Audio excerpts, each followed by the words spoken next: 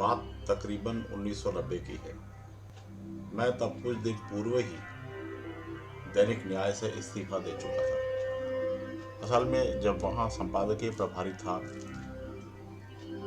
तब एक आलेख प्रधान संपादक स्वर्गीय बाबा श्री विश्वदेव शर्मा ने प्रकाशित करने के लिए मुझे भेजा। क्योंकि वह सांप्रदायिक सद्भाव को प्रभावित कर सकता था, इस कारण मैंने वह प्रकाशित न करने की सलाह दी।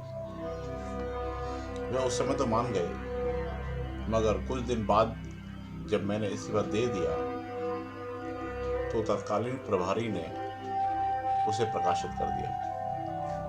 वही हुआ जिसकी आशंका थी। एक समुदाय ने विरोध प्रदर्शन किया और तत्कालीन प्रबंध संपादक स्वर्गीय श्री विभू शर्मा के विरुद्ध मुकदमा दर्ज हुआ।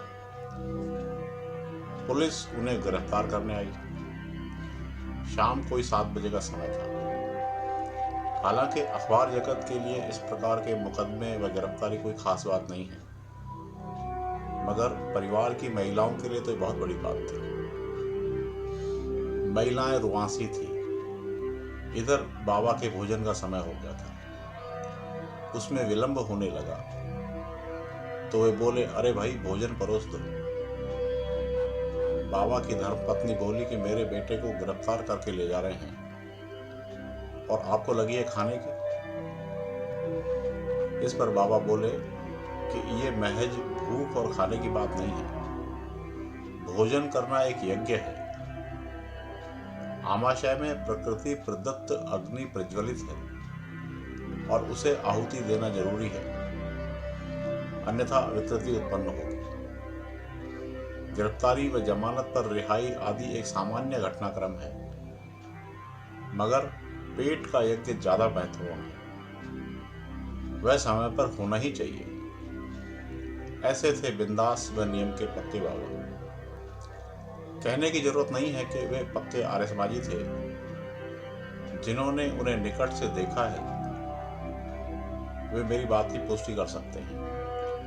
उस वक्त मुझ सहित अन्य को भी लगा कि क्या बाबा कुछ वक्त भूख पर नियंत्रण नहीं कर सकते, मगर बाद में विचार करने पर लगा कि वे सही कह रहे थे। चलो, भोजन करना भी एक यज्ञ है, यह बाबा का नजरिया हो सकता है। मगर यदि स्वास्थ्य के लिहाज से भी देखें तो जिस नियत वक्त पर भूख लगती है तब आमाशय में भोजन को पचाने वाले रसायनों का स्राव शुरू हो जाता है। भूख लगती ही उन रसायनों के कारण है। अगर हम भोजन नहीं करते तो वे रसायन आमाशय को नुकसान पहुंचाते हैं। हो सकता है कि हम यह कहकर उपवास उड़ाएं कि क्या भूख पर काबू नहीं कर सकते। बेशक काबू कर सकते हैं, मगर फिर हमें उसके शरीर पर पड़ने वाले दुष्प्रभाव के लिए भी तैयार रहना चाहिए। मैंने देखा है कि सरकारी कर्मचारी तो लंच टाइम होने पर समय पर भोजन कर लेते हैं,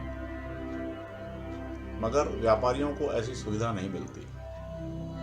लंच टाइम पर भी ग्राहकी लगी रहती है।